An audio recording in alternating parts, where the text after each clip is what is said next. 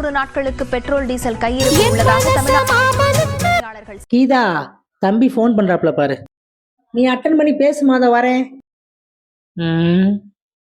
இது எப்படி அட்டன் பண்றதுன்னு தெரியலையே. அத்தை நல்லா இருக்கீங்களா? தம்பி நல்லா இருக்கியாப்பா? நல்லா இருக்கேன் அத்தை. இந்த நியூஸ்லாம் பார்த்தா பயமா கிடக்கு. ஏதோ குண்டு போடுறாங்களாம்ல. உன் பொண்ணையும் என் மேனேஜருமே சமாளித்து வாழ்ந்துட்டு இருக்கேன். இந்த குண்டுலாம் எனக்கு ஏமாத்துறோம்.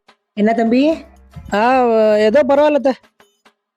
நீ அங்க எதுவும் பிரச்சனை இங்க ஊருக்கு கூட வந்திருப்பா. அங்கே வந்து உன் பொண்ணுடைய குடும்பம் நடத்துறதுக்கு இங்கே குண்டு போட்டு சாகிறது எவ்வளோ மேலு. என்னப்பா கேட்கல? இங்க கொடு. பேசுறது போதும். ஆமாங்க, அம்மா சொன்ன மாதிரியே நீங்க ஊருக்கு வந்துருங்க.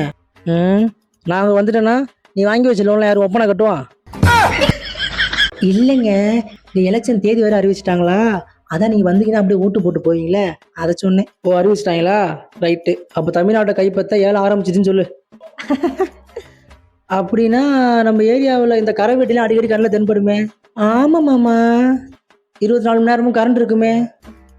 ஆமா மாமா. என்ன ஓமா மாமா கதையா சொல்லிட்டு இருக்கேன்?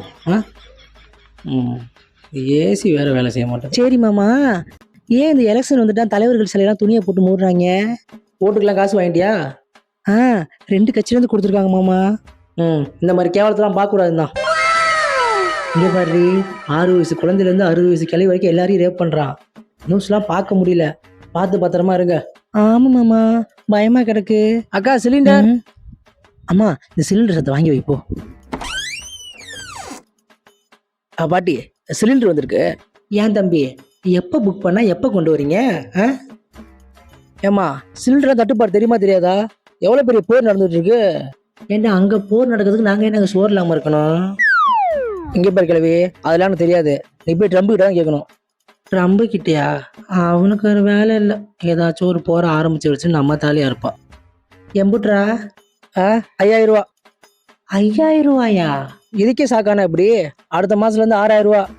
அரை நாசமா போற எடுவட்ட பேருங்களா. நல்ல வேலை, ஏதோ எலெக்ஷனுக்கு ஓட்டு காசு கொடுத்தாங்க. இந்த அப்படி மாமா, இந்த பக்கத்துல கவிதா இருக்கால, கீதா, சத்த போனை கொடுத்து தம்பிகிட்ட ஒன்று சொல்ல மறந்துட்டேன். தம்பி. சொல்லுங்க அத்தை. நீ வெளிநாட்டுல இருந்து வரப்ப அத்தைக்கு மறக்காம ஒரு கோடாரி தையல் ஒன்று வாங்கிக்கோப்பா. கிளட்டு சிரிக்கி.